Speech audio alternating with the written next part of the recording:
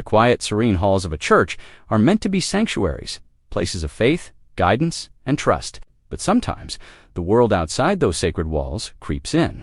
And even those who are meant to lead us can betray that trust in the most shocking ways. Today, we delve into a story that has shaken the heart of a community and sent ripples through the broader church landscape. This is the story of Florida Bishop James D. Stockton, a man once held in high esteem, now facing a reality no one could have predicted. Bishop Stockton, a figure known to many in his congregation as a spiritual guide and mentor, became the center of a scandal that has left countless followers stunned and searching for answers. The allegations are as disturbing as they are serious. He was arrested for attempting to meet with a 16-year-old boy. The details are chilling, and the impact on the community is profound. People are left grappling with questions about how someone entrusted with spiritual leadership could engage in such behavior. This incident raises larger, uncomfortable truths about accountability, power, and the vulnerability of those who look up to religious leaders. Church members, families, and even casual observers are forced to confront the idea that authority figures are not immune to human flaws, and sometimes their flaws are criminal. The shock of this arrest is amplified not just by the actions themselves, but by the betrayal of trust. After all, faith communities are built on trust, and when that trust is shattered, the effects are deeply personal and far-reaching. As news of Bishop Stockton's arrest spread, reactions poured in from every corner, from devastated church members to concerned citizens, and even law enforcement officials weighing in on the seriousness of the case. The narrative quickly evolved from a local scandal to a cautionary tale about vigilance, accountability, and the importance of protecting the vulnerable. In this first part of our discussion, we will examine the background, the context, and the emotional weight of this arrest, setting the stage for an in-depth exploration of the consequences, reactions, and lessons to be learned. The arrest of Bishop Stockton sent shockwaves far beyond the church walls. As the news broke, the community struggled to reconcile the image of a trusted spiritual leader with the disturbing allegations. Parents whispered in worry, young members questioned the very foundation of their faith, and longtime congregants found themselves in disbelief. How could someone who preached morality and guided others toward righteousness be implicated in such a disturbing act? The dissonance between his public persona and his alleged private actions created a storm of emotions: anger, sadness, confusion, and betrayal all rolled into one. Law enforcement described the incident as a carefully orchestrated attempt to meet with a minor, and authorities emphasized the seriousness of the offense. The investigation revealed unsettling details, leaving many wondering how long such behavior could have gone unnoticed. This isn't just a story about one man. It's a story about power, trust, and the vulnerability of those who rely on leaders for guidance. Experts in criminal behavior note that positions of authority, such as religious leadership, can sometimes embolden individuals to exploit trust, a chilling reminder that no community is immune. Media coverage intensified the scrutiny. As journalists and social media users dissected every aspect of the arrest, clips of interviews, statements from law enforcement, and reactions from church members flooded the internet, turning a local scandal into a national conversation. Commentators debated the implications for the wider church, the accountability of religious organizations, and the necessary safeguards to protect minors from predatory behavior. Meanwhile, the emotional toll on the congregation was palpable.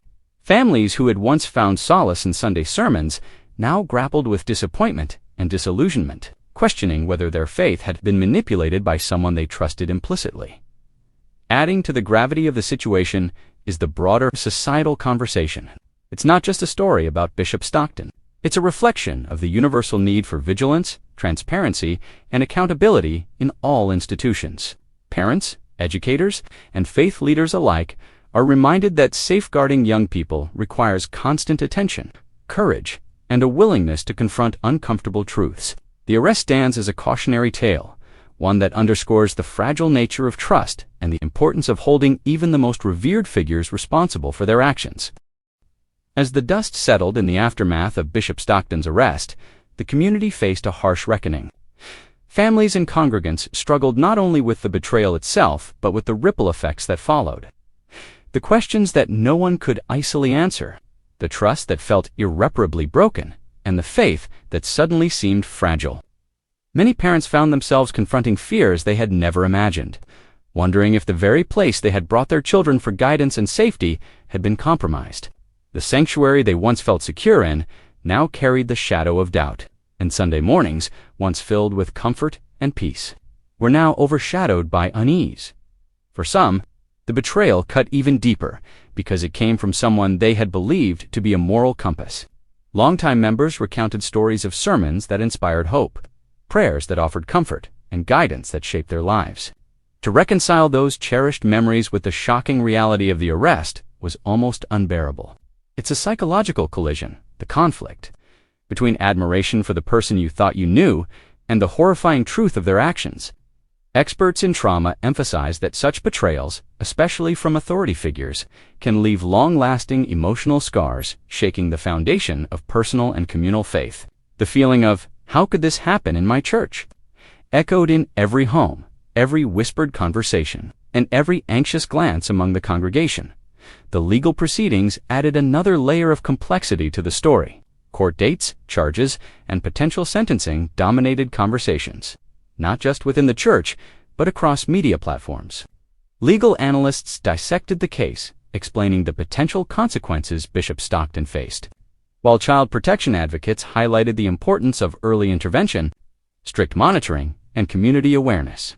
Each update brought renewed scrutiny, reinforcing the gravity of the situation and reminding everyone that actions have consequences, no matter one's position or influence. News outlets ran stories detailing the arrest, interviews with law enforcement, and statements from concerned families, turning a local incident into a cautionary tale with national implications. The emotional toll on the congregation was palpable. Some members questioned their own judgment and the way they had placed blind trust in leadership. Others struggled with anger at the individual, anger at the system that allowed the abuse of trust, and anger at the lingering sense of helplessness. Support groups and counseling sessions became vital for the community, offering a space to process grief, confusion, and fear. The story of betrayal was no longer just about one person's actions. It became a collective trauma that the entire community needed to navigate together. Yet amid the sadness and outrage, voices of resilience began to emerge. Congregants, parents, and community leaders started to speak about healing, vigilance, and the necessity of rebuilding trust. Support groups were organized, educational programs were proposed, and workshops on child protection and accountability began to gain momentum. The story of betrayal became intertwined with the story of determination, the determination to protect the vulnerable, to question authority when necessary, and to create systems that prevent such incidents from recurring. The arrest, while tragic, sparked dialogue that may ultimately strengthen safeguards in faith communities everywhere at its core. This story is a stark reminder of human fallibility. Even those we hold in the highest regard are capable of terrible mistakes. It challenges us to ask difficult questions. How do we reconcile our respect for authority with the need for accountability? How do we protect those most vulnerable while maintaining faith in the larger system? And perhaps most importantly, how do communities heal after trust has been shattered? The arrest of Bishop Stockton is more than a sensational headline. It is a mirror reflecting the fragile balance between reverence and vigilance, belief and skepticism. The case also sparked a broader societal conversation. Experts weighed in on the dangers of unchecked authority, the importance of reporting suspicious behavior, and the responsibility of institutions to act decisively when allegations arise. Parents, teachers, and community leaders alike were urged to remain vigilant and proactive, recognizing that safeguarding the next generation requires courage, education, and constant attention. The scandal served as a reminder that evil can sometimes hide behind the most trusted faces, and that prevention is always more powerful than reaction. As communities continue to heal, it is clear that accountability must remain at the forefront. Bishop Stockton's arrest will likely be remembered as a turning point, a moment that forced a congregation and a community to confront uncomfortable truths. But within this moment of darkness, there is also a glimmer of hope, the hope that lessons will be learned, safeguards will be strengthened, and the voices of the vulnerable will never be ignored again. Healing is not instant, but it is possible, and it is essential for the restoration of trust and faith. Finally, The story of Florida Bishop James D. Stockton forces us to confront uncomfortable truths about leadership, morality, and the human capacity for wrongdoing. It reminds us that no individual is above scrutiny and that the courage to seek justice, speak up, and demand accountability is essential. As the community moves forward, the hope is that healing, vigilance, and integrity will prevail, and that the lessons learned from this shocking arrest will prevent similar tragedies in the future. The chapter may be grim, but the story does not end in despair. Communities can rise from betrayal stronger, wiser, and more united. And in that resilience lies a powerful message, even in the face of darkness. Vigilance, justice, and hope can light the way forward. Trust, once broken, can be rebuilt stronger, more informed, and more protective. And while the shadow of Bishop Stockton's actions will linger, the collective determination of the community ensures that the light of accountability and compassion will shine brighter than ever before. Even after the initial shock has faded, the echoes of Bishop Stockton's arrest continue to reverberate through the community. People still ask themselves how someone so trusted could betray their faith and exploit the vulnerable. The questions are endless. How could this happen under the watch of the church? Were there warning signs that went unnoticed? And most importantly, what can be done to ensure that this never happens again? These are not easy questions, and there are no simple answers. But the process of asking them is the first step toward healing and accountability. The arrest has forced families and congregants to rethink what trust really means. Blind faith, many realized, can be dangerous. Leaders, no matter how charismatic or revered, must be held accountable. Congregations are now more vigilant than ever, discussing openly what boundaries should exist, how to report inappropriate behavior, and the role each member has in protecting children and young adults. While it is painful to acknowledge that betrayal can occur even in sacred spaces, these conversations are necessary. They are the foundation of a stronger, safer, and more transparent community. Outside the walls of the church, the story has also sparked a national conversation. Social media debates, opinion pieces, and news features dissected the case, each highlighting the importance of vigilance in all institutions, from schools and sports teams to religious organizations. Experts emphasized that abuse of power often goes unnoticed until a tragic or shocking event brings it to light. Society, they argue, must adopt proactive measures to protect the vulnerable, ensuring that no position of authority becomes a shield for predatory behavior. Bishop Stockton's arrest became a case study, a sobering example of what can happen when oversight fails. Amid this intense scrutiny, the human side of the story cannot be ignored. Young people in particular are often the most affected, carrying fear, confusion, and mistrust long after the headlines fade. Support networks, counseling, and open communication have become essential tools for the healing process. Many members of the congregation have found solace in coming together, sharing their experiences, and collectively processing the trauma. It is in these moments of solidarity that hope begins to emerge, the hope that communities can recover, grow stronger, and develop a deeper awareness of the responsibilities that come with trust and leadership. Perhaps the most important lesson from this scandal is that accountability and transparency are not optional. They are the pillars that safeguard any community from corruption and abuse. Leaders must recognize that their influence carries immense responsibility, and congregants must remember that vigilance is a shared duty.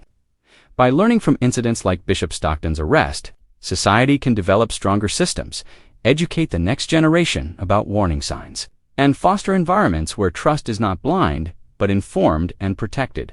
The story of Bishop Stockton is tragic, yes, but it is also instructive. It highlights the fragility of human morality, the consequences of unchecked power, and the resilience of communities in the face of betrayal. While no one can undo the harm caused, the awareness, dialogue, and reforms that follow can prevent future tragedies. It is a reminder that darkness, though it may appear overwhelming, can illuminate a path toward justice, education, and community strength. In the end, this story is not just about a man who fell from grace. It is about the people who must rise from the aftermath, the parents, the children, the congregants, and the leaders who remain committed to rebuilding trust. Their courage, vigilance, and commitment to justice form the true legacy of this chapter. The arrest of Bishop Stockton will remain a cautionary tale, but it is also the spark for reflection, reform, and renewal. Communities everywhere are reminded that even when betrayal shakes the foundation of trust, resilience, awareness, and accountability can create a safer, stronger, and more vigilant future. The final takeaway is clear. Trust is sacred, but it must be earned, monitored, and respected. Leaders must live with integrity, communities must remain vigilant, and society must never allow the vulnerable to be left unprotected. While the scandal will be remembered for its shock, the hope is that it will also be remembered for the lessons learned, the conversations it sparked, and the changes it inspired, proving that even in the darkest moments, vigilance, justice, and hope can prevail.